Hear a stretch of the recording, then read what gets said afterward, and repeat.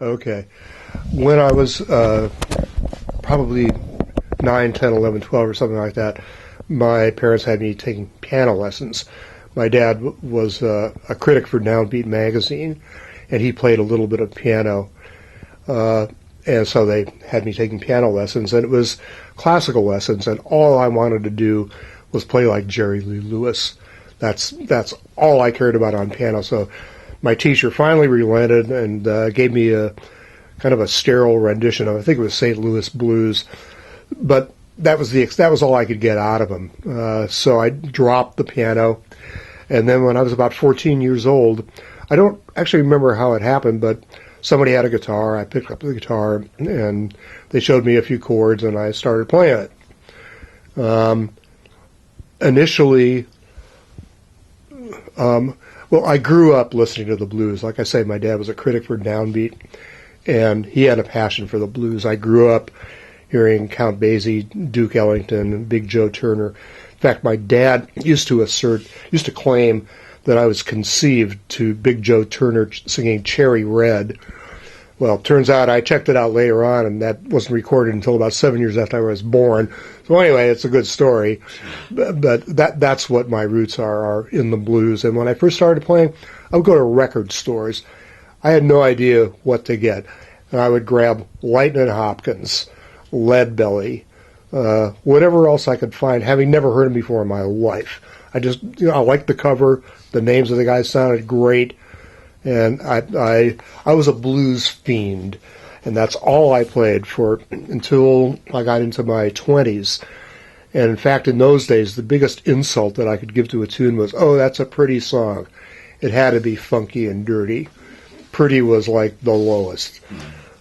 Since then, pretty tunes are great too.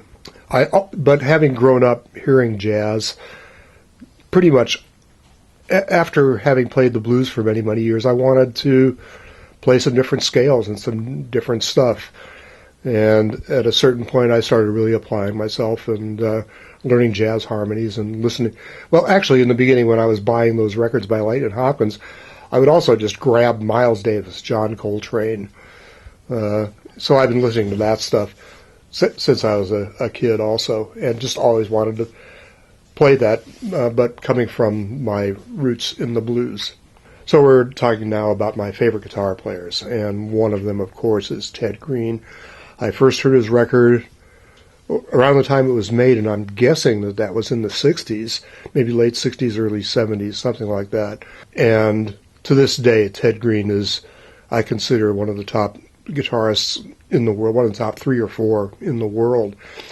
I heard that he taught, and I heard he was very accessible, but for some reason I didn't get around to actually calling him up until in the early 2000s, something like that. I called him up, and he said, "Yeah, come on over, and I'll give you some lessons." So I took about half a dozen lessons from him, and then he died at the age of, I believe, 57.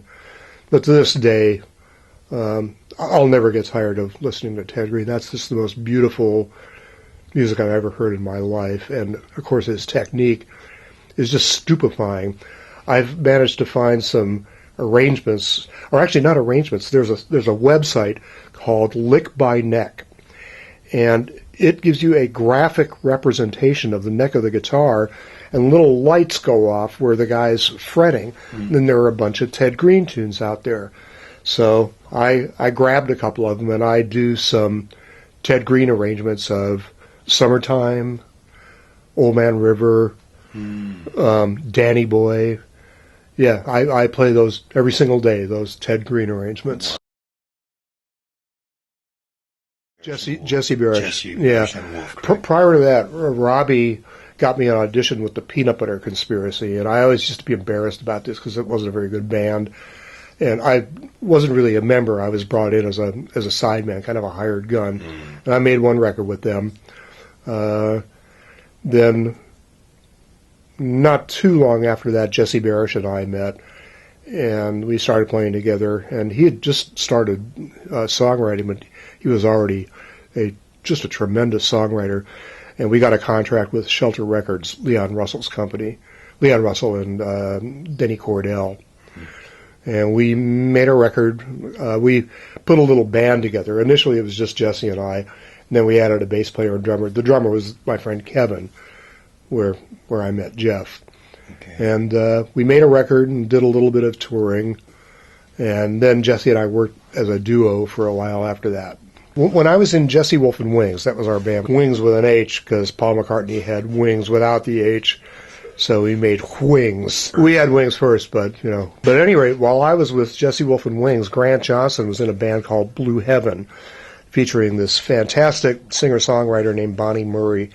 She's since married to Russ Tamblyn, the actor, so she's Bonnie Tamblyn now. Mm. But anyway, we were just waiting for Blue Heaven to fall apart so we could get Grant in our band, and they were waiting for Jesse Wolff and Wings to fall apart so they could get me in their band, and Jesse Wolff and Wings fell apart first.